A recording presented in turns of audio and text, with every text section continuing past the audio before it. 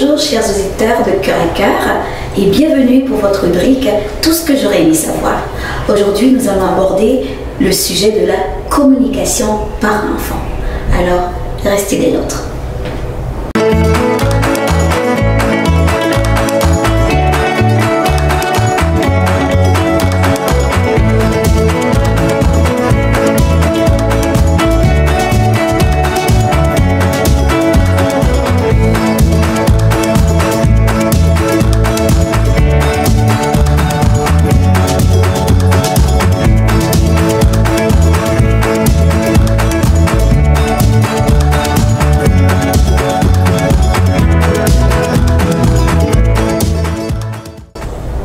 Bonjour, alors aujourd'hui comme on l'avait annoncé, donc nous allons parler de communication par un enfant, surtout en ce qui concerne la sexualité. Donc comment utiliser la communication de façon efficace pour éduquer nos enfants dans le domaine de la sexualité. J'ai souvent entendu des parents, quand leurs enfants, en exemple, ont 10, 11, 12 ans, comment je pourrais dire, leurs enfants sont surtout des adolescents. C'est là que certains parents vont souvent s'étirer les cheveux. Oh mon Dieu, je dois parler à mon enfant, je dois parler à mon ado, je dois parler à mon garçon, je dois parler à ma fille, mais comment l'aborder? J'ai déjà entendu des parents tout simplement, je lui ai glissé un livre et je crois qu'il va comprendre, je crois qu'elle va comprendre. J'ai enlevé un poids sur mon dos. Il y a d'autres parents dans d'autres cultures qui ne sont pas nécessairement chrétiens et ça c'est sans jugement. Mais je lui ai donné je lui ai fourni des condoms, je lui ai fourni la pilule, alors c'est tout à fait normal, c'est correct. Donc on a parlé du sujet de la sexualité et c'est fini là. Moi je crois qu'on peut aller une coche plus loin, on peut ajouter encore plus de communication, on peut façonner encore plus la communication au niveau de la sexualité pour que la sexualité ne soit pas juste quelque chose axé sur les relations sexuelles, sur les premières relations sexuelles, mais que la sexualité soit cette dimension qui est reliée à la relation amoureuse. La sexualité est reliée à l'affectivité, la sexualité est reliée aux sentiments, aux émotions, comment je me sens. La sexualité est aussi reliée à la santé. Donc comment faire de la communication un outil efficace pour que parents et enfants, que le courant puisse bien se passer. Premièrement, le verset que j'aimerais partager avec vous, c'est un verset que j'aime beaucoup. C'est dans Éphésiens 6, verset 4. Ça dit, vous pères, vous mères, vous tout simplement parents responsables de l'éducation des enfants, des jeunes, n'exaspérez pas vos enfants, mais élevez-les en les éduquant et en les conseillant d'une manière conforme à la volonté du Seigneur. Éphésiens 6, verset 4, c'est la version, je pense que la Bible du Semeur. Alors, on voit que conformément à la volonté de Dieu. Donc, on voit que pour communiquer, surtout dans le domaine de la sexualité, avec nos enfants, nos adolescents, il faut premièrement qu'on sache c'est quoi la volonté de Dieu.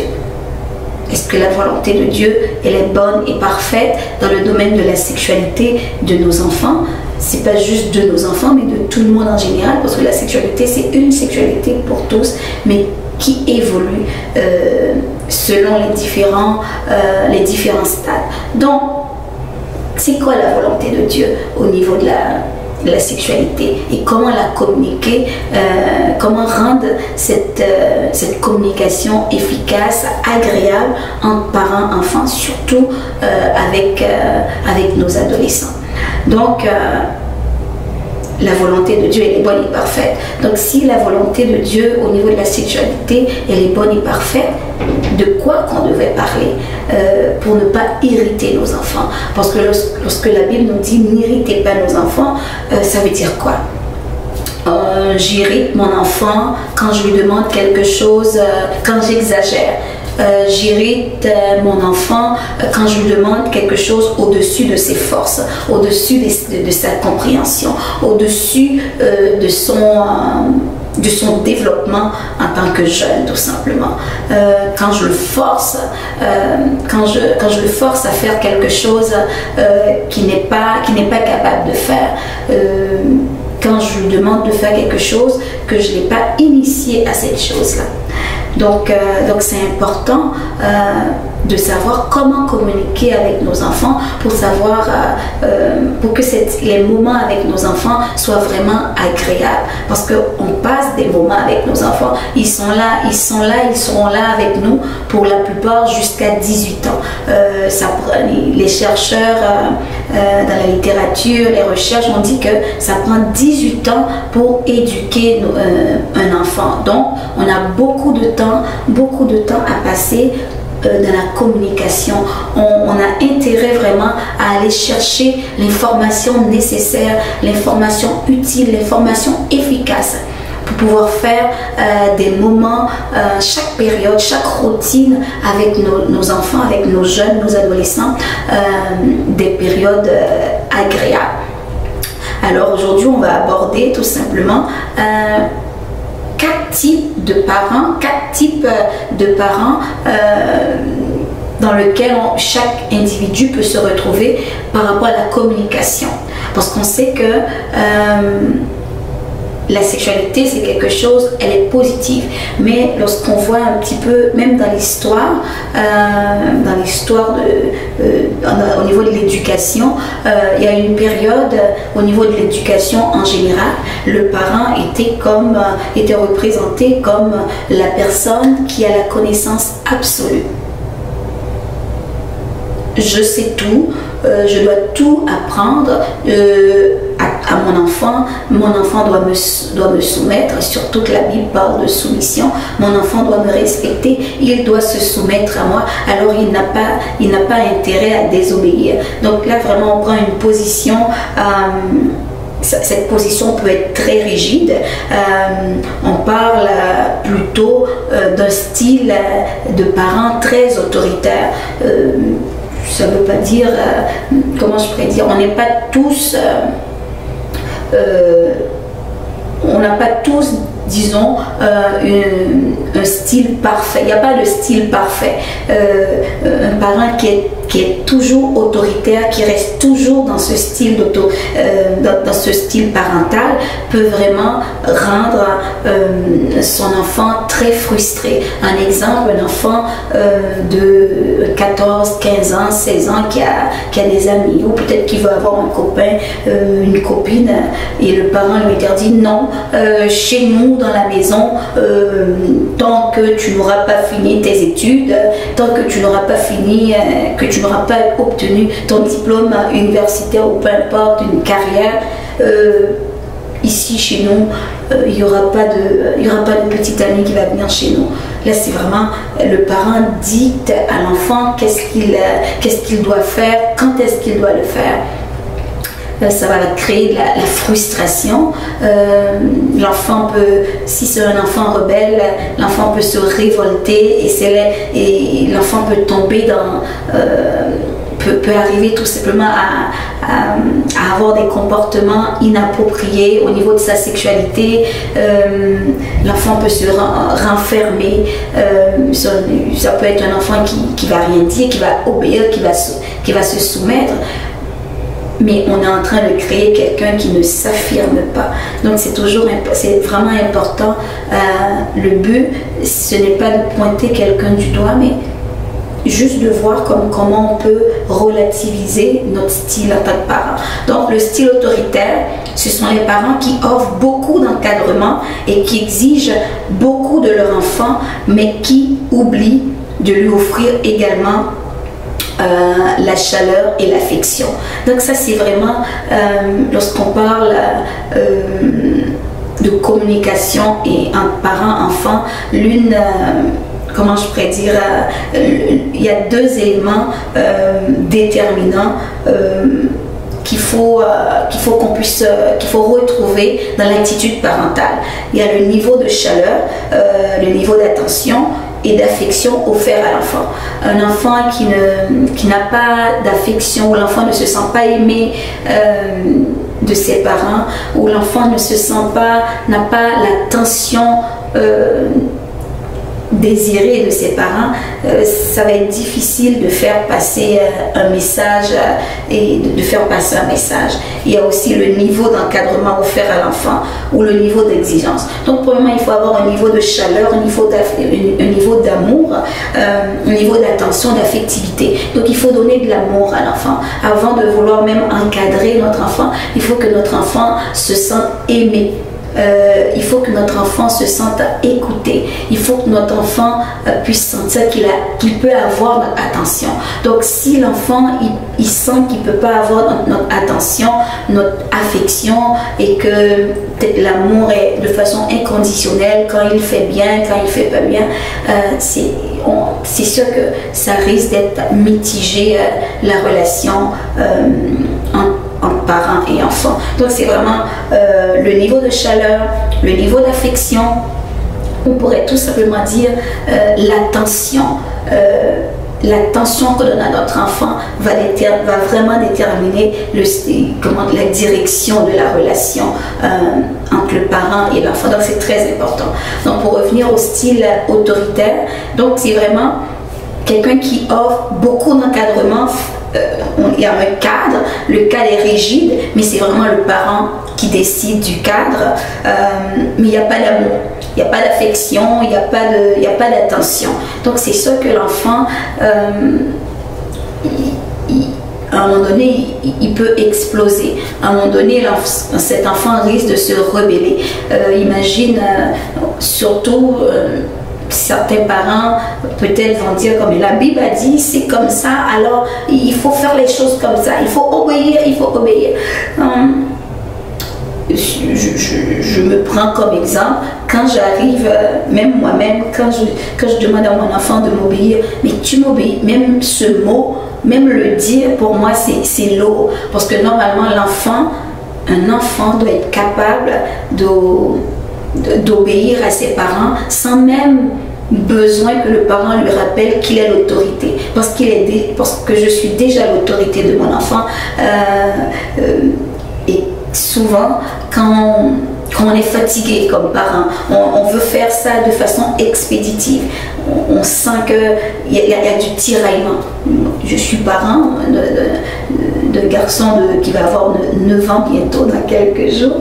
Donc c'est ça. Donc cet enfant-là, souvent il faut vraiment apprendre à s'écouter comme parent. Lorsqu'on est plus fatigué, on n'est pas trop disponible, vaut mieux reporter, comment je pourrais dire, l'intervention. Un exemple, on doit parler à notre enfant, puis on sait qu'on est fatigué, ou peut-être qu'il est déjà 8 h, 9 h, on n'est pas trop disponible, ou on a passé une journée difficile.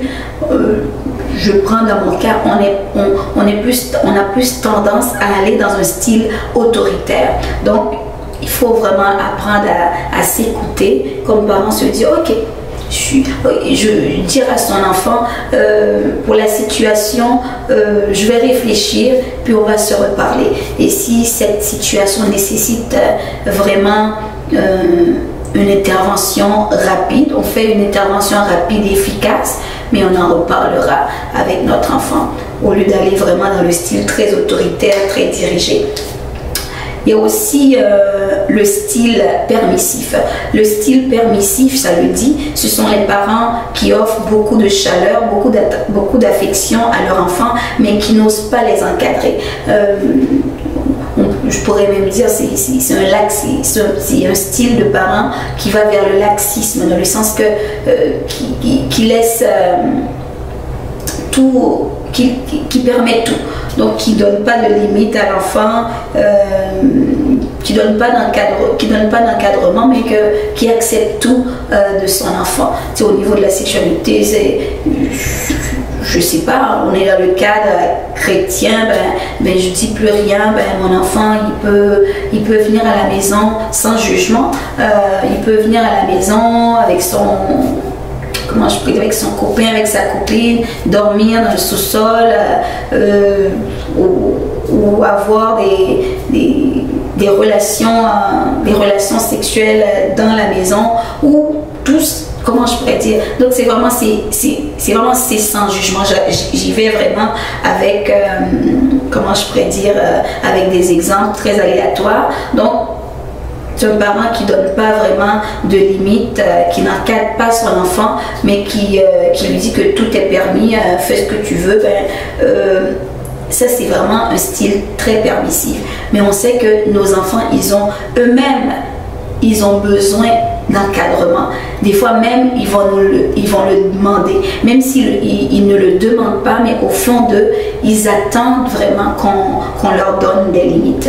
Donc c'est important. L'important, c'est pas de se juger comme parent, de se dire qu'on n'est pas un bon parent, mais des fois, on peut être permissif, de temps en temps on peut être permissif avec nos enfants, mais c'est vraiment être permissif de façon très calculée, parce que nos enfants, ils ont besoin d'encadrement, leur développement demande de l'encadrement, même s'ils ne le demandent pas, mais c'est important de le leur donner. Il y a aussi un style de parents qu'on pourrait dire désengagés. Ce sont des parents qui n'offrent ni encadrement. Ce sont des parents qui offrent aussi ni chaleur, ni attention. Donc, on laisse nos enfants, comment je pourrais dire, laisser à eux-mêmes. C'est eux qui décident. Le parent se retire tout simplement comment je pourrais dire, de son rôle parental. Donc l'enfant c'est même plus du permissif, il n'y a plus d'attention, plus d'affection, plus d'amour. C'est comme, ça ressemble un petit peu à la négligence, à une forme de négligence parentale. Donc le but, encore une fois, ce n'est pas vraiment de pointer un parent du doigt, mais plutôt vraiment d'apprendre à reconnaître chez nous comme parents, qu'est-ce qu'on peut corriger, qu'est-ce qu'on peut améliorer, parce qu'il n'y a personne de parfait. Il y a aussi un autre style de parents, mais je pense que nous tous comme parents, on aimerait être ce genre de parents d'un style démocratique. Hein? On veut aller dans l'équilibre. Tout le monde veut être équilibré dans notre communication avec nos enfants. Lorsqu'on parle de style démocratique, ce sont des parents qui offrent à la fois un niveau très élevé de chaleur, d'affection, d'attention à leur enfant, en même temps qu'un encadrement clair, constant et cohérent. Ces parents, ce sont des genres de parents qui recherchent l'équilibre entre ces deux facteurs. Donc, ça c'est vraiment, c'est le genre de parent idéal. Ce n'est pas parfait, mais c'est vraiment de temps en temps, on veut tendre vers l'équilibre. En tant que parent, moi je ne suis pas parfaite, mais j'aspire tout simplement à devenir ce parent équilibré, où dans la communication avec mon enfant, ça passe de façon agréable. Et comment je peux vous assurer comme parent, j'ai vu mon enfant grandir, comment je pourrais dire, je suis aussi éducatrice, je travaille aussi avec les enfants dans le domaine vraiment de l'éducation. Et je vois mon évolution en tant que parent. Des fois, on passe du style autoritaire, je passe du style autoritaire, des fois permissif. Et si on est fatigué, regarde, on ne va pas se le cacher, on ne fait plus rien. Parce qu'on est fatigué, on en a ras-le-bol, des fois ça arrive. Mais le but, c'est vraiment, c'est de ne pas rester permanent dans un style soit autoritaire ou permissif ou désengagé, parce que ça va vraiment nuire. Ça va nuire à notre enfant. Donc c'est vraiment le but au niveau de la communication, c'est vraiment d'offrir cet encadrement où notre enfant peut s'exprimer, où notre enfant peut s'affirmer. Parce qu'on sait que nos enfants, on ne peut pas toujours les avoir avec nous. Ils vont à l'école, même s'ils sont au primaire, et s'ils sont adolescents, ils sont rendus au secondaire. Donc, ils ne seront pas toujours avec nous. Donc, on doit les outiller, surtout au niveau de la communication. Parce que j'aime souvent ce dicton qui dit la famille est le berceau de l'humanité. Dans la famille, on apprend tout. Entre autres, la communication qui est le lien qui crée les relations. Notre communication, elle est mauvaise, mais ça va créer de mauvaises relations. Donc, autant prendre le temps vraiment, surtout comme parents, de bien communiquer avec nos enfants, surtout dans le domaine de la sexualité. C'est quelque chose de très important. Pourquoi la communication est si importante? Comment je pourrais dire, surtout au niveau de la sexualité, que l'enfant, la façon dont on va communiquer avec notre enfant, qu'il ne se sente pas culpabilisé, qu'il n'ait pas honte de sa sexualité. On sait que la vision de Dieu pour la sexualité, c'est quelque chose qui est bonne, parce que la volonté de Dieu, elle est bonne et parfaite. Là, il faut s'entendre. Ça, c'est la vision de Dieu. La volonté de Dieu, elle est bonne et parfaite. Je vais le répéter encore, je l'aime trop. La volonté de Dieu au niveau de la sexualité pour tout être humain, elle est bonne et parfaite. Et si vous voyez comme on a parlé d'éducation à la sexualité dans beaucoup de capsules, vous pouvez les revoir tout simplement et les visionner pour voir vraiment de quoi on a parlé. L'élément central lorsqu'on parle de la sexualité, c'est du corps. L'élément central, c'est le corps, tout simplement. Donc, comment on aborde la sexualité? Surtout dans la littérature scientifique, on va pas il y a belle lurette, il y a quelques décennies, surtout dans le domaine de la religion, on parle du corps comme quelque chose, c'est comme si le corps humain relié à la sexualité était diabolisé, était négatif. Donc, on doit changer ce discours pour que ce discours corresponde à la volonté de Dieu. Parce que le corps est le trésor, est un trésor. Le corps est le temple de Dieu. Si le corps est un trésor, est le temple de Dieu, donc on a intérêt comme parents à aborder ce sujet de façon positive, l'aborder avec nos enfants de façon positive.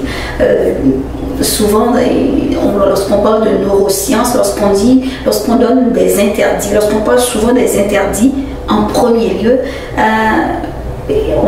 l'être humain a tendance à se braquer ou tout simplement tout ce qui est interdit devient un sujet, comment je pourrais dire, à des... je perds mes mots, dans le sens que tout ce qui est interdit, on est attiré par tout ce qui est interdit. Mais pourquoi tout simplement ne pas aborder la sexualité dans un contexte positif? Qu'est-ce qu'il apporte? Qu'est-ce qu'elle apporte? Quelle vision de Dieu que Dieu a de la sexualité? Elle est bonne et parfaite. Donc, si elle est bonne et parfaite, le corps est merveilleux. Si la sexualité elle est bonne et parfaite, le corps est un trésor. Le corps est le temple de Dieu. Le corps est la maison de Dieu. Donc, c'est un privilège que Dieu habite dans notre corps. Donc, en ce qui concerne la pureté sexuelle, l'abstinence, donc c'est vraiment de aborder ce sujet avec nos enfants quand ça va bien dès le jeune âge, parler même des relations amoureuses, parler même de vos relations amoureuses à vos enfants pour que les conversations, les sujets de conversation avec nos enfants lorsqu'ils deviendront des adolescents ne soient pas quelque chose qui a juste des interdits au niveau de la sexualité. Oui, il y a une période d'attente, mais dans la période d'attente, on sait que c'est une période où le jeune peut apprendre à se découvrir comme personne, apprendre à découvrir ses talents, apprendre à découvrir ses passions. C'est pas l'adolescence ou tout simplement le célibat que le jeune va vivre entre 16, 17, 18, 19 ans, même 20 ans, c'est quelque chose de merveilleux puisque c'est une période où on se découvre, où on découvre qui nous sommes. Donc c'est vraiment important. Il y a plein de sujets. Lorsqu'on parle de la sexualité, je vous invite vraiment à écouter d'autres capsules. Si vous avez des questions comme parents, n'hésitez pas tout simplement à poser des questions, à me faire des commentaires. Ce sera un plaisir pour moi de répondre. Donc c'est important pour moi, c'est la communication parent-enfant au niveau du domaine de la sexualité. Donc avoir une bonne communication, une communication positive. Juste tout simplement identifier votre style comme parent pour pouvoir vraiment vous ajuster. Parce que c'est quelque chose, moi aussi, avec mon enfant, des fois même entre le fait de lire et dans la réalité, c'est deux choses différentes. On affronte la réalité, mais avec le temps, on finit par devenir une experte dans la communication avec nos enfants. Donc ça c'est vraiment important si on veut vraiment emmener notre relation avec notre enfant à un autre niveau. Pourquoi parler de communication? Pourquoi vraiment identifier son style parental? Pourquoi vraiment communiquer avec notre enfant? On veut que ce soit agréable, pour avoir du plaisir. Il y a un verset que j'aime beaucoup parce que la Bible nous dit dans Deutéronome 6, le verset 6 à 9, les commandements que je te donne aujourd'hui seront dans ton cœur, tu les répéteras à tes enfants. Tu en parleras quand tu seras chez toi, quand tu seras en voyage, quand tu te coucheras et quand tu te lèveras. Tu les attacheras à tes mains comme un signe et ils seront comme une marque entre tes yeux. Tu les écriras sur les montants de ta porte, de ta maison et sur les portes de tes villes. Pour moi, pour rendre concret ce verset, donc ça veut dire qu'on a besoin de communiquer dans tout le quotidien de notre enfant. On a besoin de communiquer au réveil, on a besoin de communiquer, comment je pourrais dire, en tout temps avec nos enfants, dans toutes les routines, dans tous les moments de la journée, dans toutes les routines. On a besoin de créer cette routine avec nos enfants. Parce que nos enfants, surtout lorsqu'ils arrivent à l'adolescence, de plus en plus, ils se renferment, pas parce qu'ils veulent mal faire, c'est vraiment ils ont besoin de cette intimité-là. Mais si au départ, lorsqu'ils avaient 5, 6 ans, 7 ans, 8 ans, on n'avait pas nécessairement établi ce moment de communication avec nos enfants, donc ça va être difficile vraiment de les rattraper à l'adolescence. Donc vaut mieux vraiment dès le départ instaurer ces moments de communication dès le jeune âge. J'aime aussi l'autre verset qui dit dans Proverbe 22 verset 6, instruis l'enfant selon la voie qu'il doit suivre et quand il sera vieux il ne s'en détournera pas. C'est Louis II. Moi j'aime beaucoup de versions. Un autre, oriente le jeune garçon, on pourrait dire aussi la jeune fille, sur la voie qu'il doit suivre, même quand il sera vieux, il ne s'en n'écartera pas. C'est encore une autre version de Louis II, 1967, j'aime bien. Et une autre version de la parole de vie. Donne à un enfant de bonnes habitudes dès ses premières années, il les gardera même dans sa vieillesse. Donc il y a beaucoup d'habitudes, surtout la communication qui est la clé de tout, la clé de toutes les relations que l'enfant va avoir à l'école, les relations que l'enfant va avoir avec ses amis, les relations futures. Donc c'est vraiment la clé de tout dès qu'on commence, dès le jeune âge. Dès le ventre, on peut parler avec notre enfant. Si tu écoutes, si tu es parent et que tu nous écoutes, tu peux commencer à parler avec tes enfants. Parce que même on va voir comme quand Marie a rencontré Élisabeth, les deux enfants ont sursauté dans le ventre des deux mamans. Donc si on peut parler avec nos enfants. moi, quand j'étais dans la période de ma grossesse, je parlais avec mon enfant. Puis dès que je savais qu'il y a quelque chose qui pouvait me rendre triste, je demandais vraiment au Seigneur de m'aider vraiment pour ne pas que je tombe dans une tristesse qui peut venir affecter mon enfant. Donc c'est important d'établir cette communication dès le jeune âge. L'enfant, même quand il vient de naître, il pleure parce que avec le toucher, lorsqu'on parle avec nos enfants, il nous écoute, il écarquille bien grand ses yeux pour nous regarder, mais c'est parce qu'il nous écoute à sa façon. Donc, communiquer avec nos enfants, comment je pourrais dire, lorsqu'on leur communique, on leur communique avant tout de l'amour, de l'affection, de l'attention. Quand ils sont petits, lorsqu'on répond à leurs besoins, mais ça va cimenter le lien d'attachement entre parents et enfants.